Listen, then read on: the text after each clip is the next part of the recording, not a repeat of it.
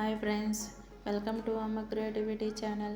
ఇదే first time నా channel చూడటం అయితే ఫస్ట్ సబ్స్క్రైబ్ చేసుకోండి ఫ్రెండ్స్. నచ్చితే లైక్ చేయండి ఫ్రెండ్స్.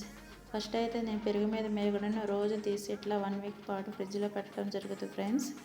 ఈ ఇట్లా 1 వీక్ పాటు పెట్టిన వెన్నపూసను మేగడను వెన్నపూస చేయాలనుకున్నప్పుడు నేను తీసి ఇలా 1 అవర్ అయితే బయట పెడతాను ఫ్రెండ్స్.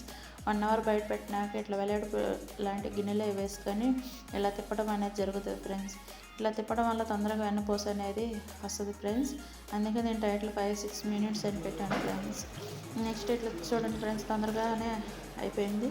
ఇట్లా దగ్గరికి చేరినాక కొంచెం వాటర్ యాడ్ చేసామంటే ఇంకా చక్కగా దగ్గరికి చేరుతుంది ఫ్రెండ్స్.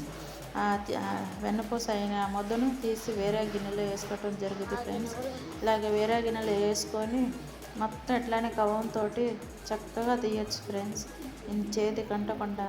ఇలా తీసుకున్న తర్వాత ఆ వెన్నపూసను అయితే 2 టైమ్స్ అట్లా కడిగేసి ఆ గిన్నెని అయితే స్టవ్ మీద పెట్టుకున్నాం ఫ్రెండ్స్. వెన్నపూసను ఇప్పుడు వెన్నపూసను నెయ్యి చేయబోతున్నాం ఫ్రెండ్స్. అదే ఇట్లా పెట్టిన తర్వాత మధ్యలో కలుపుతూ ఉండాలి ఫ్రెండ్స్, లేకపోతే పొంగిపోతూ ఉంటుంది. అందుకే నేను పెద్ద గిన్నె పెట్టుకుంటాను ఫ్రెండ్స్. నెక్స్ట్ అయితే నెయ్యి అయితే అయింది చూడండి ఫ్రెండ్స్, లాస్ట్కి వచ్చింది. ఇప్పుడైతే నేను మెంతులు కరివేపాకు అనేది యాడ్ చేయడం జరుగుతుంది ఫ్రెండ్స్. నెయ్యి అయితే మంచి వాసన వస్తుంది ఫ్రెండ్స్.